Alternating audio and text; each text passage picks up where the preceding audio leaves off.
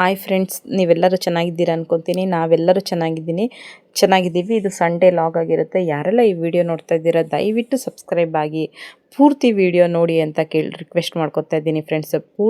Please support ಮಾಡಿ ಅಂತ ಕೇಳಿ ರಿಕ್ವೆಸ್ಟ್ ಮಾಡ್ಕೊತೀನಿ. ಇವತ್ತು ಚಿಕನ್ ಬಿರಿಯಾನಿ ಮಾಡೋಣ ಅಂತ ರೆಡಿ ಮಾಡ್ಕೊತಾ ಇದ್ದೀವಿ ಫ್ರೆಂಡ್ಸ್. ಹಸ್ಬೆಂಡ್ ಬೆಳಗ್ಗೆನೇ ಚಿಕನ್ ತಂದಿಟ್ಟಿದ್ರು. Chicken biryani, egg fry, chicken kebab ಮಾಡೋಣ ಅಂತ. ಚಿಕನ್ ಬಿರಿಯಾನಿಗೆ ಎಣ್ಣೆ ಮತ್ತು ತುಪ್ಪ ಹಾಕಿದ್ದೀನಿ, ಈರುಳ್ಳಿ ಹಾಕಿದ್ದೀನಿ. ಈರುಳ್ಳಿ ಹಾಕಿ ಸ್ವಲ್ಪ ಈರುಳ್ಳಿ ಕೆಂಪಗೆ ರೋಸ್ಟ್ ಆಗ್ತಿದ್ದಾಗಿದ್ದೀನಿ. ಆಮೇಲೆ ಕಸೂರಿ ಮೆಂತಿ, ಪಲಾವ್ ಎಲೆ, ಚಕ್ಕೆ, ಲವಂಗ, ಮರಾಠ ಮಗು, ಅನಾನಸ್ ಹೂವು ಇಷ್ಟನ್ನು ಹಾಕಿ ಹಿಂದೆನೇ ಅದು ಸ್ವಲ್ಪ ರೋಸ್ಟ್ ಆಗ್ತಿದ್ದಂಗೆ ಸ್ವಲ್ಪ ಚಿಕನ್ ಹಾಕಿದ್ದೀನಿ. ನಾನು ಚಿಕನ್ ಇಲ್ಲಿ 3 kg ತೊಗೊಂಬಂದಿದ್ದೀವಿ. 3 kg ಚಿಕನಲ್ಲಿ ಸ್ವಲ್ಪ ಕಬಾಬು, ಚಿಕನ್ ಬಿರಿಯಾನಿ, ಎಗ್ ಫ್ರೈ ಇಷ್ಟನ್ನು ಮಾಡ್ತಾಯಿದ್ದೀನಿ ಫ್ರೆಂಡ್ಸ್. ಇವತ್ತು ಭಾನುವಾರ ಅಂದರೆ ಇದ್ದೇ ಇರುತ್ತಲ್ವ ಕೆಲಸ. ಚಿಕನ್ ಸ್ವಲ್ಪ ರೋಸ್ಟ್ ಆಗ್ತಿದ್ದಂಗೆ ಟೊಮೊಟೊ ಹಾಕ್ಕೊಂಡಿದ್ದೀನಿ. ಆಮೇಲೆ ಬೆಳ್ಳುಳ್ಳಿ ಶುಂಠಿ ಪೇಸ್ಟು ನಾನು 3.25 kg ಹಾಕೋತಾ ಇದ್ದೀನಿ ಇವತ್ತು ಚಿಕನ್ನು. ಮತ್ತು ಬಿರಿಯಾನಿ ಪೌಡರು ನಾನೆಲ್ಲ ಆಚೆಯಿಂದ ಏನೂ ತರೋದಿಲ್ಲ ಫ್ರೆಂಡ್ಸ್, ಮನೆಯಲ್ಲೇ ಎಲ್ಲ ರೆಡಿ ಮಾಡ್ಕೊತಾ ಇರ್ತೀವಿ. ಆಚೆ ಕಡೆದು ನಾವೇನೂ ಉಪಯೋಗಿಸ್ಕೊಳ್ಳೋದಿಲ್ಲ. ಅಂದರೆ ಈ ಥರ ಖಾರದ ಪುಡಿ ಇರ್ಬೋದು, ಚಿಲ್ಲಿ ಪೌಡ್ರು ಮತ್ತು ಧನಿಯಾ ಪುಡಿ, ರಾಗಿ ಹಿಟ್ಟು ಇದೆಲ್ಲ ನಾವು ಆಚೆಯಿಂದ ತರಲ್ಲ. ತಂದುಬಿಟ್ಟು ಮೆಣಸಿನ್ಕಾಯಿ ತಂದುಬಿಟ್ಟು ಎಲ್ಲ ಮನೇಲೇ ಮಾಡ್ಕೊತೀವಿ.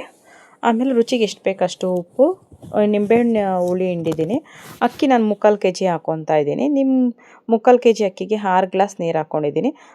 ತುಂಬ ಚೆನ್ನಾಗಿ ಕೂಡ ಬಂದಿತ್ತು. ಅದಾದಮೇಲೆ ಕಬಾಬಿಗೆ ರೆಡಿ ಮಾಡ್ಕೊತಾ ಇದ್ದೀನಿ. ಕಬಾಬ್ಗೆ ಚಿಕನ್ನು ಮತ್ತು ಬೆಳ್ಳುಳ್ಳಿ ಶುಂಠಿ ಪೇಸ್ಟು, ಕಬಾಬ್ ಪೌಡ್ರು, ಸ್ವಲ್ಪ ಕಾರ್ನ್ಫ್ಲೋರು, ಸ್ವಲ್ಪ ಮೈದಾ ಹಿಟ್ಟು ಹಾಕ್ಕೊಂಡು ಎಲ್ಲ ಮಿಕ್ಸ್ ಮಾಡಿಕೊಂಡು ರುಚಿಗೆ ಎಷ್ಟು ಬೇಕಷ್ಟು ಉಪ್ಪು ಹಾಕ್ಕೊಂಡು ಮಿಕ್ಸ್ ಮಾಡ್ಕೊಂಡು, ಇದು ಎಣ್ಣೆಲಿ ಹಾಕ್ಕೊಳ್ಳೋದು ನಾನು ಇದು ಮಾಡ್ಕೊಳ್ಳಿಲ್ಲ.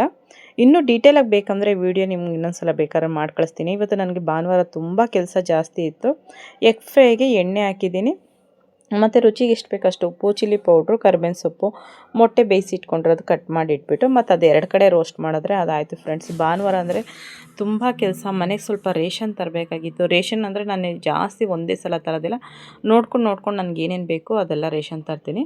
ನಾನು ಇದ್ರ ಜೊತೆ ಸ್ವಲ್ಪ ಅನ್ನ ರಸಮ್ ಕೂಡ ಮಾಡಿದ್ದೆ. ಮನೆಗೆ ನೆಂಟರು ಕೂಡ ಬಂದಿದ್ದರು ಫ್ರೆಂಡ್ಸ್, ಹಂಗಾಗಿ ಅನ್ನ ರಸಮ್ ಕೂಡ ಮಾಡಿದ್ದೆ. ಚಿಕನ್ ಬಿರಿಯಾನಿ, ಕಬಾಬು, ಎಗ್ ಫ್ರೈ. ಹಂಗಾಗಿ ನನಗೆ ಸ್ವಲ್ಪ ವೀಡಿಯೋ ಮಾಡ್ಕೊಳ್ಳೋದು ಸ್ವಲ್ಪ ಡಿಸ್ಟರ್ಬೆನ್ಸ್ ಕೂಡ ಆಗೋಯಿತು. ರೇಷನ್ ಎಲ್ಲ ತಂದಿದ್ದೆ. ಅವರೆಲ್ಲ ಬಂದವರು ಊಟ ಮಾಡ್ಕೊಂಡು ಹೋದರು. ರೇಷನ್ ಎಲ್ಲ ಜೋಡಿಸ್ಕೊಬೇಕಾಗಿತ್ತು. ಮತ್ತು ಹಸಿಟ್ಟುಗಳೆಲ್ಲನೂ ಮಿಲ್ ಮಾಡಿಸ್ಬೇಕಾಗಿತ್ತು. ಜೋಳದ ಹಿಟ್ಟು ಖಾಲಿಯಾಗಿತ್ತು, ರಾಗಿ ಹಿಟ್ಟು ಖಾಲಿಯಾಗಿತ್ತು, ಅಕ್ಕಿ ಹಸಿಟ್ಟು ಖಾಲಿಯಾಗಿತ್ತು, ಮತ್ತು ಚಿಲ್ಲಿ ಪೌಡ್ರು ಕೂಡ ಖಾಲಿಯಾಗಿತ್ತು, ಗೋಧಿ ಹಿಟ್ಟು ಖಾಲಿಯಾಗಿತ್ತು. ಎಲ್ಲನೂ ಒಂದೇ ಸಲ ಮಿಲ್ ಮಾಡಿಸೋದ್ರಿಂದ ಸ್ವಲ್ಪ ಕೆಲಸ ಜಾಸ್ತಿ ಹಿಡಿತು ಫ್ರೆಂಡ್ಸ್. ಎಲ್ಲ ನೋಡಿಕೊಂಡೇ ಇಟ್ಕೊಂಡಿದ್ದೆ. ಮಾಡೋಣ, ಭಾನುವಾರ ಫ್ರೀ ಆದರೆ ಮಾಡೋಣ ಅಂತ ಅಂದ್ಕೊಂಡು. ಬಿಸಿಲು ಸ್ವಲ್ಪ ಚೆನ್ನಾಗಿತ್ತು ಅಂತ ರಾಗಿ ಹಿಟ್ಟು ಕೂಡ, ರಾಗಿ ಎಲ್ಲ ಒಣಗಾಕಿ ಅದನ್ನೆಲ್ಲ ಕ್ಲೀನ್ ಮಾಡಿ, ಇದು ಜೋಳನ ಎಲ್ಲ ಕ್ಲೀನ್ ಮಾಡಿರೋದೇ ತಂದಿರ್ತೀವಿ. ಗೋಧಿ ಮತ್ತು ಇದು ಜೋಳನ ಕ್ಲೀನ್ ಮಾಡಿರೋದೇ ಕೊಟ್ಟಿದ್ದಾರೆ. ಅದೇನು ಇದು ಮಾಡೋಂಗಿಲ್ಲ. ಆದರೂ ಒಂದು ಸಲ ಕೇರ್ ಬೇಕಾಗುತ್ತೆ.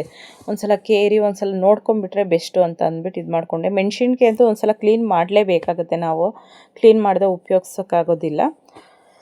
ಜೋಳನಂತೂ ಇದು ರಾಗಿನ ಅಲ್ಲೇ ಮಿಲ್ಲಲ್ಲೇ ಕ್ಲೀನ್ ಮಾಡಿಸ್ಬಿಡ್ತೀವಿ ನಾವು. ಮತ್ತು ಇಲ್ಲಾಂದರೆ ಕೆಳಗಡೆ ಮನೆಯವರ ಆಂಟಿ ಕೈಲಿ ಕ್ಲೀನ್ ಮಾಡಿಸ್ತೀವಿ. ಅವತ್ತು ಆಂಟಿ ಇಲ್ಲ ಅಂದ್ಬಿಟ್ಟು ನಾನು ಮಿಲ್ಲಲ್ಲಿ ಕ್ಲೀನ್ ಮಾಡಿಸ್ಕೊಂಡೆ. ಹಂಗೆ ಮೆಣಸಿನ್ಕಾಯಿನೂ ಅಷ್ಟೇ ಎಲ್ಲ ಉರಿಯೋಣ ಅಂತ ಹುರ್ಕೊತಾ ಇದ್ದೀನಿ. ಮೆಣಸಿನ್ಕಾಯಿ ಉರಿಯುವಾಗಂತೂ ಸಿಕ್ಕಾಬಟ್ಟೆ ಘಾಟಾಗ್ಬಿಡ್ತು ಫ್ರೆಂಡ್ಸ್. ಮನೆ ಒಳಗಡೆ ಯಾರೂ ಇರೋದಕ್ಕಾಗಲ್ಲ. ಮೆಣಸಿನ್ಕಾಯಿ ಉರಿತಾರೆ. ಅದನ್ನು ಸ್ವಲ್ಪ ಕೆಂಪಿಗೆ ನೋಡಿ ಈ ಥರ ರೋಸ್ಟ್ ಮಾಡ್ಕೊಂಡಿದ್ದೀನಿ ನಾನು. ಈ ಥರ ಹುರ್ಕೊಂಬಿಟ್ರು ಸಾಕು. ಆದರೆ ನಾನು ಇದೊಂದು ಮೆಣಸಿನ್ಕಾಯಿ ಇದನ್ನು ಊರಿಂದು ಮೆಣಸಿನ್ಕಾಯಿ 2 ಥರ ನಮ್ಮ ಊರ ಕಡೆದು ಮೆಣಸಿನ್ಕಾಯಿ ಹಾಕಿದ್ದೀವಿ ನೋಡಿ. ಎಲ್ಲ ಬಾಕ್ಸಿಗೆ ಹಾಕಿಟ್ಟಿದ್ದೀನಿ. ರಾಗಿ ಒಂದು ಬಾಕ್ಸಿಗೆ ಹಾಕಿಟ್ಟಿರೋದು. ಇವಾಗ ನೋಡಿ ರಾಗಿನೂ ಹಾಕಿಟ್ಟಿದ್ದೀನಿ. ಎಲ್ಲನೂ ಬಾಕ್ಸಿಗೆ ಹಾಕಿಬಿಟ್ಟು ಎಲ್ಲನೂ ಒಂದು ಬ್ಯಾಗಿಗೆ ಹಾಕ್ಕೊಂಡು ಮಿಲ್ಗೆ ಹೋಗಿ ಎಲ್ಲ ಮಿಲ್ ಮಾಡಿಸ್ಕೊಂಡ್ಬಂದ್ವಿ ಫ್ರೆಂಡ್ಸ್. ಏನಂದರೆ ಈ ಥರ ರಾಗಿ ಒಂದೇ ಸಲ ನಾನು ಒಂದು 15 kg ಮಿಲ್ ಮಾಡಿಸ್ಬಿಡ್ತೀನಿ. ಒಂದು ತಿಂಗ್ಳಿಗೆ ಬರುತ್ತಂದರೆ ನಮ್ಮನೆ ಜಾಸ್ತಿ ಉಪಯೋಗಿಸ್ತೀವಿ ಫ್ರೆಂಡ್ಸ್. ಇದನ್ನು ರೈಸ್ ಐಟಮು ನಾವು ಕಮ್ಮಿನೇ, ರೈಸ್ ಐಟಮು ಮಾಡ್ತೀವಿ, ಇದನ್ನು ಜಾಸ್ತಿ ಉಪಯೋಗಿಸ್ತೀವಿ. ಜೋಳದಿಟ್ಟು ರೊಟ್ಟಿ ಈ ಥರ ಐಟಮು ಜಾಸ್ತಿ ನಾವು ಉಪಯೋಗಿಸ್ತೀವಿ ಫ್ರೆಂಡ್ಸ್. ಎಲ್ಲನೂ ಮಿಲ್ ಮಾಡಿಸ್ಕೊಂಬಂದೆ. ಇದೆಲ್ಲ ಜರಡಿ ಹಿಡಿಬೇಕು. ಜರಡಿ ಹಿಡಿದ್ಬಿಟ್ಟು ಹಂಗೇ ಎಲ್ಲರನ್ನ ಕ್ಲೀನ್ ಮಾಡಿಕೊಂಡು ಜರಡಿ ಎಲ್ಲ ಹಿಡಿದು ಬಾಕ್ಸಿಗೆ ಹಾಕಿ ಅದೊಂದು ಸ್ವಲ್ಪ ಹಸಿಟ್ಟು ಒಣಗಲಿ ಅಂತ ಇಟ್ಟಿದ್ದೀನಿ. ಅದು ಆಗ್ತಿದ್ದಂಗೆ ಇನ್ನೊಂದು ಏನಾದರೂ ನೆಕ್ಸ್ಟ್ ಏನು ಕೆಲಸ ಇರುತ್ತೆ ನೋಡಿ. ಅಷ್ಟು ಮೆಣಸಿನ್ಕಾಯಿ ಹಾಕಿದ್ದಕ್ಕೆ ಇಷ್ಟೇ ಸಿಕ್ಕಿದ್ದು ನನಗೆ. ಮೆಣಸಿನ್ಕಾಯಿ ಕಮ್ಮಿ ಅಂದರೆ ನಾನು 3/4 kg ಹಾಕಿದ್ದೀನಿ.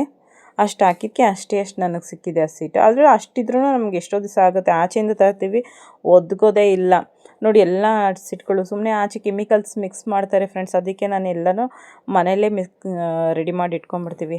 ಎಲ್ಲ ಕೆಲಸ ಆಯ್ತಲ್ಲ, ಒಂದು ಸ್ವಲ್ಪ ತಣ್ಣಗೆ ಜ್ಯೂಸ್ ಮಾಡ್ಕೊಂಡು ಕುಡಿಯೋಣ ಅಂತ ಒಂದು ಸ್ವಲ್ಪ ಜ್ಯೂಸ್ ಮಾಡ್ಕೊಂಡು ಕುಡಿದೆ. ಹಂಗೆ ಫ್ರೂಟ್ ಸಲಾಡ್ ಮಾಡ್ಕೊಂಡ್ವಿ. ಪಪ್ಪಾಯ ಫ್ರೂಟ್ ಸಲಾಡ್ ಮಾಡ್ಕೊಂಡು ತಿನ್ನೋಣ ಅಂತ ತಿಂತಾಯಿದ್ದೀನಿ. ಬೆಳಗ್ಗೆ ಏನು ತಂದಿದ್ವಿ ಅದೆಲ್ಲ ಒನ್ ಟೈಮ್ಗೆ ಅಷ್ಟೇ ಮಾಡಿದ್ದು. ಒನ್ ಟೈಮ್ಗೆ ಜಾಸ್ತಿ ಜನ ನೆಂಟರು ಕೂಡ ಇದ್ದರು. ಎಲ್ಲ ಖಾಲಿ ಆಯಿತು. ಹಾಗೆ ಮಕ್ಕಳು ಮತ್ತು ಎಲ್ಲರೂ ಆಚೆ ಹೋಗಿದ್ರು. ಅವರು ಎಲ್ಲ ತಿಂದ್ಕೊಂಡು ನಮಗೂ ಕೂಡ ಸ್ವಲ್ಪ ಪಾರ್ಸೆಲ್ಗಳು ತೊಗೊಂಬಂದಿದ್ರು, ನಮ್ಮ ಹಸ್ಬೆಂಡು ಮತ್ತು ಮಗಳು ಕೂಡ. ಹಾಗೆ ನಾನು ಕೂತ್ಕೊಂಡು ಸುಮ್ಮನೆ ನಿಮ್ಮ ಜೊತೆ ಮಾತಾಡೋಣ ಇವಾಗ ಫ್ರೀ ಆಯ್ತಲ್ಲ ಅಂತ ವಿಡಿಯೋ ಮಾಡ್ತಾ ಕೂತಿದ್ದೀನಿ ಫ್ರೆಂಡ್ಸ್. ಭಾನುವಾರ ಇತ್ತು ಅಂದರೆ ಫುಲ್ ಡೇ ಕೆಲಸ. ಏನು ಮಾಡೋದು, ಏನು ಕೆಲಸ ಬ್ಯಾಲೆನ್ಸ್ ಇದೆ, ನೆಕ್ಸ್ಟ್ ಇನ್ನೇನು ಮಾಡಬೇಕು ಅಂತ ಒಂದು ಪ್ಲ್ಯಾನ್ ಆದಮೇಲೆ ಒಂದು ರೆಡಿಯಾಗಿರುತ್ತೆ. ಯಾಕಂದರೆ ಭಾನುವಾರ ಎಲ್ಲರೂ ಫ್ರೀ ಇರ್ತಾರೆ ಅಂತ ಅಂದ್ಕೊಳ್ತೀನಿ. ಒಂದೊಂದು ಸಲ ಬೇಡ ಬಿಡು ಎಲ್ಲರಿಗೂ ರಿಸ್ಕ್ ಯಾಕೆ ಕೊಡೋದು ಅಂತ ಅಂದ್ಬಿಟ್ಟು ಏನೂ ಮಾಡೋದಿಲ್ಲ, ಎಲ್ಲ ಕೆಲಸ ನಾನೇ ಮಾಡ್ಕೊತೀನಿ. ನನ್ನ ಮಗಳು ವೀಡಿಯೋ ಮಾಡ್ತಾಯಿದ್ದೀನಿ, ನೋಡಿ ಹೇಗೆ ರಿಯಾಕ್ಟ್ ಮಾಡ್ತಾಳೆ ಅಂತ.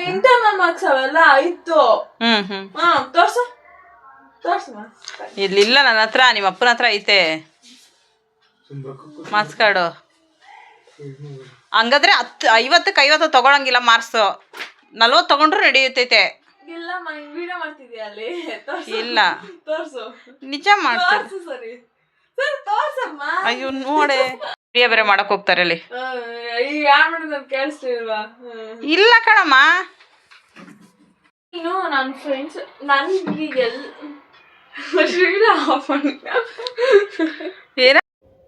ವಿಡಿಯೋ ಮಾಡ್ತೀವಿ. ವಿಡಿಯೋ ಮಾಡಿದ್ರೆ ಸಾಕು ಎಷ್ಟು ಮಾತಾಡ್ತಿರ್ತಾಳೆ ಫ್ರೆಂಡ್ಸ್, ಎಷ್ಟು ಕಾಮಿಡಿ ಮಾಡ್ತಿರ್ತಾಳೆ. ನಾನು ವಿಡಿಯೋ ಮಾಡ್ತಾಯಿದ್ದೀನಿ ಅಂದಿದ ತಕ್ಷಣವೇ ಸುಮ್ಮನಾಗ್ಬಿಡ್ತಾಳೆ ಫ್ರೆಂಡ್ಸ್. ಎಷ್ಟು ತೀಟೆ ಮಾಡ್ತಾಳೆ ಅಂದರೆ ಅಷ್ಟು ತೀಟೆ ಮಾಡ್ತಿರ್ತಾಳೆ ಮನೇಲಿ. ವಿಡಿಯೋ ಹಿಂಗೆ ತೊಗೊಳ್ತಾ ಇದ್ದೀನಿ ಫೋನು ಅಂತ ಅಂದರೆ ಸಾಕು, ಫೋನ್ ಫುಲ್ ಸೈಲೆಂಟ್ ಆಗಿಬಿಡ್ತಾಳೆ. ಇಲ್ಲ ಸಕ್ಕತ್ತು ಬಾಯಿ ಮಾಡ್ತಿರ್ತಾಳೆ, ಒಂದೊಂದಕ್ಕೂ ಒಂದೊಂದು ಥರ ತೀಟೆಗಳು ಮಾಡ್ತಾನೇ ಇರ್ತಾಳೆ. ವಿಡಿಯೋ ತೊಗೊತಾ ಇದ್ದೀನಿ ಅಂದರೆ ಸಾಕು ಸುಮ್ಮನಾಗ್ಬಿಡ್ತಾಳೆ ಫ್ರೆಂಡ್ಸ್. ಅದವಳು ಗೊತ್ತಿಲ್ಲದೆ ಆದರೂ ವೀಡಿಯೋ ಮಾಡ್ತಾಯಿರ್ತೀನಿ ನಾನು. ಅಂದ್ರೂ ಗೊತ್ತಾಗ್ತಿದ್ದಂಗೆ ಹೋಗಮ್ಮ ನೀನು ವೀಡಿಯೋ ಮಾಡ್ತೀಯ ಅಂತ ಅಂದ್ಬಿಟ್ಟು ಡಿಲೀಟ್ ಮಾಡ್ತಾಳೆ. ಅಂದರೆ ಇನ್ನೂ ಸ್ವಲ್ಪ ಅದು ಕ್ಯಾಮ್ರಾ ಮುಂದೆ ಬರೋದು ಅದೆಲ್ಲ ಅಷ್ಟು ಇನ್ನೂ ಇದು ಮಾಡ್ತಿಲ್ಲ ಫ್ರೆಂಡ್ಸ್. ಹೋಗ್ತಾ ಅಡ್ಜಸ್ಟ್ ಆಗೋವರೆಗೂ ಸ್ವಲ್ಪ ಕಷ್ಟ ಅನಿಸುತ್ತೆ. ಅವಳು ಸ್ವಲ್ಪ ಮಾರ್ಕ್ಸ್ ಕಮ್ಮಿ ತೊಗೊಂಡಿದ್ದಾಳೆ ಅನ್ನೋ ವಿಷಯಕ್ಕೆ ಚರ್ಚೆ ಮಾಡ್ತಾಯಿದ್ವಿ. ವೀಡಿಯೋ ಮಾಡ್ತಾಯಿದ್ದೆ ನೀನು ಅನ್ನೋದಕ್ಕೆ ಒಂದು ಸ್ವಲ್ಪ ಮುಜುಗರ ಪಡ್ಕೊತಾ ಇದ್ದಾಳೆ. ನಾನಂದರೂ ಮಾಡಮ್ಮೋ ನೀನು, ಅಮ್ಮು ಅಂತ ಕರಿತೀವಿ ನಾನು, ಮಾಡಮ್ಮೋ ನೀನು ವೀಡಿಯೋ ಅಂತ ಅಂತೀವಿ. ಆದರೂ ಹೋಗಮ್ಮ ಅಂತಿದ್ದಾಳೆ ಫ್ರೆಂಡ್ಸ್. ನಮ್ಮ ಮಕ್ಕಳನ್ನ ಸ್ವಲ್ಪ ಅಡ್ಜಸ್ಟ್ ಆಗಬೇಕಲ್ಲ, ಅವ್ರು ಅಡ್ಜಸ್ಟ್ ಆಗೋವರೆಗೂ ನಾವೇ ಅಡ್ಜಸ್ಟ್ ಆಗ್ತಾ ಇರಬೇಕು ಅವರಿಗೆ. ಎಲ್ಲ ವಿಷಯದಲ್ಲೂ ಅಷ್ಟೇ ಅಲ್ವಾ ಫ್ರೆಂಡ್ಸ್, ಮಕ್ಕಳು ಅಡ್ಜಸ್ಟ್ ಆಗೋವರೆಗೂ ನಾವು ಅವ್ರ ಜೊತೆ ಸೋತ್ರೆ ಅಲ್ವಾ, ಕೆಲವೊಂದು ಸಲ ನಾವು ಸೋತ್ರೆ ಅವ್ರ ಮನಸ್ಸನ್ನ ಗೆಲ್ಲಕ್ಕಾಗೋದು ಅಂತ ಅನಿಸುತ್ತೆ. ಈ ವಿಡಿಯೋ ನಿಮಗೆಲ್ಲರಿಗೂ ಇಷ್ಟ ಆಗಿದೆ ಅಂತ ಅಂದ್ಕೊತೀನಿ ಫ್ರೆಂಡ್ಸ್. ದಯವಿಟ್ಟು ನನ್ನ ಚಾನಲ್ಗೆ ಲೈಕ್ ಮಾಡಿ, ಶೇರ್ ಮಾಡಿ, ಸಬ್ಸ್ಕ್ರೈಬ್ ಆಗಿ friends. Thank you for the watch.